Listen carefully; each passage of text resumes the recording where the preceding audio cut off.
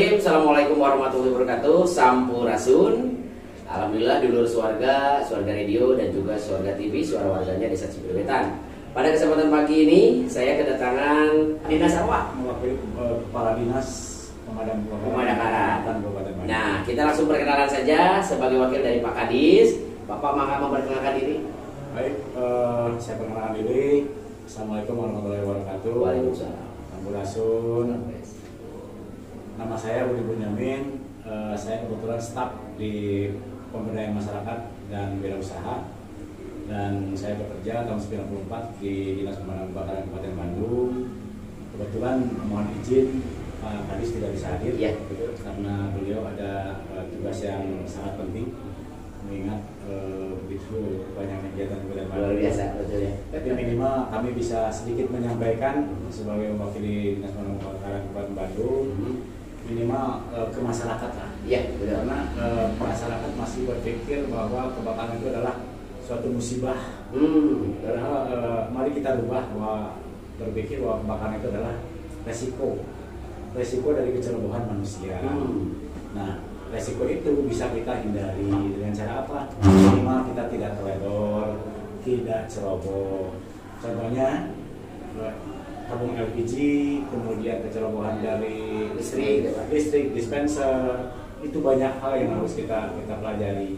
Yang intinya kebakaran itu bisa kita tekan, kita bisa hindari apabila kita tidak ceroboh. Setuju Pak. Jadi poinnya adalah kebakaran itu musibah bukan berarti berbicara sekedar takdir, tapi bagaimana kita bisa lebih berhati-hati dan lebih memahami atas kegunaannya kali Pak ya. Nah, hari ini Bapak beserta jajaran juga mensosialisasikan, sekaligus juga ada kegiatan barangkali selanjutnya hal apa yang akan sedang dilaksanakan oleh dinas terkait Pak? Sebetulnya kami sedang gencar-gencarnya di tiap kelurahan dan desa di Kabupaten Bandung itu yang Bapak Bupati anjurkan, yaitu membentuknya Red Card.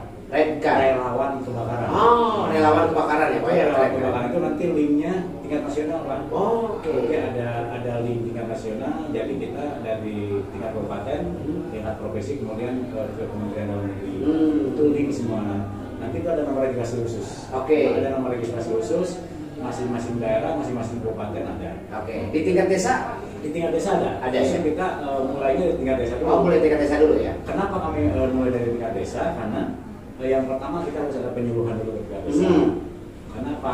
Mohon maaf ya, masih banyak masyarakat berpikir bahwa pemadam kebakaran itu bayar.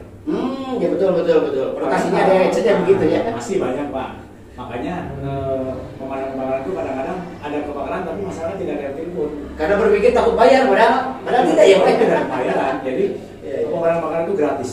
Semua pelayanan kebakaran, pelayanan di lapangan dan pemadam kebakaran tupoksinya bukan hanya kebakaran saja. Banyak pekerjaan pemadam itu justru kalau tidak ada kebakaran banyak. Kepada kegiatan apa Pak? Yang pertama evakuasi. Oke. Evakuasi penyelaman itu dari saraf tawon, kemudian animal rescue sekarang sudah banyak. Animal rescue betul. Banyak yang istilahnya ular masuk rumah, ya. Kemudian ada monyet liar, itu sudah termasuk tupoksi pemadam kebakaran. Oke. Salah satunya. Kemudian tupoksi yang pertama pencegahan. Pencegahan itu ada di kami itu ada seksi pencegahan itu inspeksi kebakaran. Oke. Jadi tugas inspeksi kebakaran itu memeriksa ke semua gedung-gedung pemerintah, kemudian perusahaan, perhotelan. Jadi semua gedung yang banyak dikunjungi oleh masyarakat Kabupaten Bandung kami periksa. Diperiksa untuk apa? Ya untuk keselamatan kita. Betul. Yang pertama instalasi kebakaran sudah ada atau belum, kemudian aparnya sudah memadai atau belum, hidrannya berfungsi atau tidak, itu yang kami periksa. Oke. Nah itu untuk gedung-gedung yang sifatnya kantor atau tadi yang disampaikan hotel dan sebagainya digunakan oleh masyarakat umum Pak ya. Dan itu sudah menjadi tupoksi dari pemadam kebakaran. Terkait kejadian-kejadian yang tadi bagaimana selain kita bersosialisasi kepada masyarakat user secara langsung itu gimana Pak? Jadi selain kita berbicara dengan masyarakat langsung, bukan hanya pada saat terjadi kebakaran. Betul. Karena tupoksi yang kedua adalah pemadaman. Betul. Ketiga itu penyelamatan tadi seperti yang tadi Pak. Ada penyelaman itu bukan hanya manusia. Bukan hanya manusia saja ya. Animal rescue, kemudian evakuasi betul. Karena tawon liar sekarang kan banyak ke wilayah masyarakat. Betul. Itu bisa telepon ke pemadam kebakaran untuk dievakuasi, bukan dibinasakan ya, betul. Tapi dievakuasi, tapi ambil kemudian tempatkan ke hutan-hutan yang ada di Kabupaten Bandung. Jadi dibinasakan Pak, karena itu populasi ya. Oh iya, populasi itu. Terus kemudian ada juga pemberdayaan masyarakat. Nah ini pemberdayaan masyarakat di sini yang sedang digalakkan oleh Kota Yaitu adanya redcar, kemudian penyuluhan bahaya kebakaran dini. Jadi kami terjun langsung ke desa-desa, ke kelurahan untuk menyampaikan seperti apa sih bahaya kebakaran. Nah, saya menarik Pak untuk redcar atau tadi apa relawan kebakaran. Itu untuk tahapan menjadi relawan kebakaran gimana Pak? Nih. Itu sebetulnya yang saya harapkan ya. Umurnya yang masih ujar raja banyak. Minimal oke lah yang 19 tahun sampai 35 tahun dia kami utamakan. Usia produktif. Tapi biasanya yang usia produktif itu kadang-kadang kan untuk apa sih? Belajar seperti itu. Padahal ibu pemadam kebakaran itu saya menganggapnya luar biasa. Betul. Karena sampai saat ini belum ada sekolah formal yang membuka. Seperti SMK belum ada jurusan pemadam kebakaran. Betul, yang khusus siapa ya? Yang khusus. Kemudian yang ada sekarang STPDN juga baru tingkat 4 lah. Oh, semester 4 ya. Oh iya di STPDN itu baru ada berapa tingkat akhir ya sekarang. Itu jadi baru ada beberapa tahun. Jadi belum ada sekolah formal gitu kan pemadam kebakaran, makanya saya luar biasa. Jadi yang harus kami sampaikan adalah ilmu pemadamnya. Meskipun masyarakat secara tidak langsung sudah mempelajari ilmu pemadam kebakaran. Seperti kan 3 unsur api apa saja. 3 unsur api itu kan ada bahan bakar, kemudian ada oksigen harus lebih dari 16%. Kemudian ada panas, itu kan 3 unsur api. Cara memadamkannya seperti apa? Yaitu kalau apinya ada 3 unsur, berarti cara memadamkan itu ada 3 cara. Harus 3 cara. Ada 3 cara dihilangkan panasnya dengan cara pendinginan, disiram. Kemudian isolasi dengan cara ditutup menggunakan karung goni. Itu apabila kebakaran masih kecil. Kemudian ada sistem sistem urai yang dihilangkan bahan bakarnya. Menarik Pak, luar biasa. Jadi memang kalau begitu ini fakta bahwa di negara kita untuk sekolah ini belum ada yang terkhusus ya Pak ya. Sementara problem ini kan tidak mengenal usia, tidak mengenal siapa ya Pak ya. Dan masih banyak orang-orang berpikir hanya pembangunan fasilitas. Tidak diperhitungkan itu. Tanpa berpikir bahwa menjaganya seperti bukan hanya dari gempa bumi, tapi justru dari bahaya kebakaran yang lebih banyak. Di luar dipoles keramik HD gitu Pak ya, di dalam hari apa bakaran. Bahkan kadang-kadang sekarang yang jadi kami hitam adalah korsleting listrik. Betul. Korsleting listrik. PLN yang disalahkan ya. PLN sebetulnya. Padahal bukan itu. Karena apa? PLN itu tugasnya hanya menyambung aliran listrik itu dari tiang listrik ke meteran. Dari meteran ke dalam, tugas kita yang punya rumah. Jangankan untuk memeliharanya. Pertanyaan saya begini Pak. Kadang-kadang masyarakat ya kalau naik plafon itu hanya kalau ada genting bocor, kalau ada korsleting listrik. Padahal seharusnya itu harus per 3 bulan sekali naik. Periode 3 bulan sekali naik ke atas plafon, khusus memeriksa sambungan listrik. Kemudian mengganti sambungan isolasi di sambungan listriknya. Kenapa harus diganti per 3 bulan sekali? Pada saat terjadi kemarau, itu kan panasnya luar biasa. Kering dia itu kan. Keringnya. Jadi kalau misalkan di luar misalkan 24 derajat Celcius, kalau di atas plafon lebih panas. Nah itu ketahanan isolasi biasanya tipis. Satu itu, yang kedua daya rekatnya juga sudah mulai memudar. Kalau kena panas.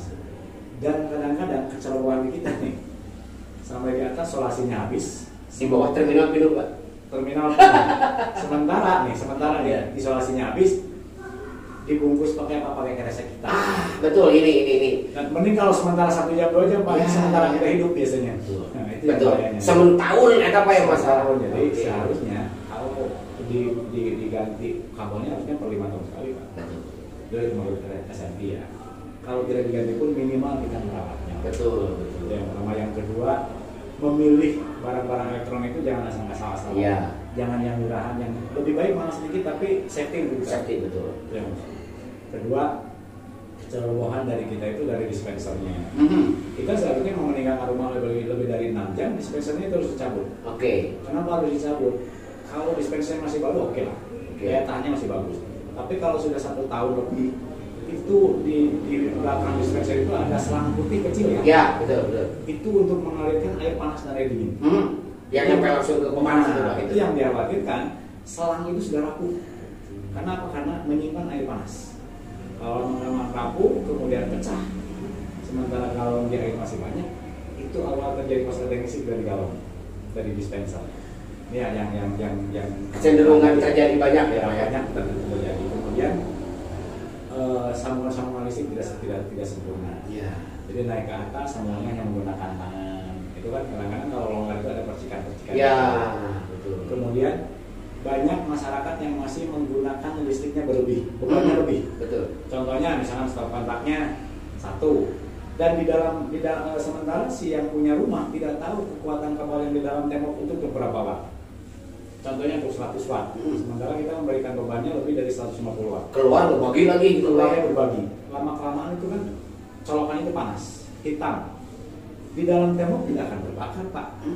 Karena apa? Oksigennya kurang dari 16%. Tapi setelah naik ke atas plafon, di atas plafon bahan bakarnya ada, oksigennya ada. Yang pertama terbakar itu bukan tembok bukan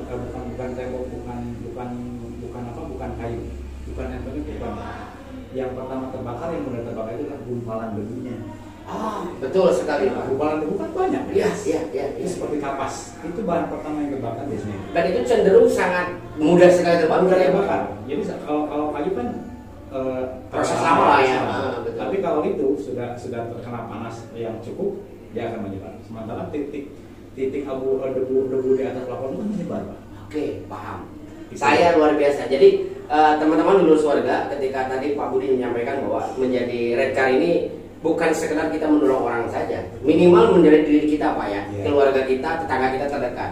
Nah, saya kembali kepada Red Car yang digagas oleh Pak Bupati ya, dan juga Bapak dari Dinas Kebakaran terkait. Nah, nanti dalam pola proses Red Car ini, apakah dilakukan semacam sudah terencana desa yang melakukan pelatihan kah? Atau memang dari dinas seperti apa pada kami? Sebetulnya kalau untuk pelatihan bisa dari desanya mengajukan, atau misalnya ada program dari kabupaten, itu dari biaya bisa dari musrembang, dari apa bisa. Yang pelatihannya kalau untuk Red Car itu 3 hari, Pak. Jadi tidak pulang, mereka harus tinggal di sana. Karena banyak materi yang harus disampaikan. Jadi materinya itu bukan hanya 3 unsur api saja, bukan hanya penanganan kebakaran saja, tapi termasuk rescue-nya. Rescue-nya itu ada penanganan ular, penanganan tawon, itu ada. Jadi makanya Red Car itu kita kemas. Kenapa kami berharap di semua desa dan kelurahan itu ada Red Car? Karena begini, terus terang saja, kami menemukan suatu terlambat.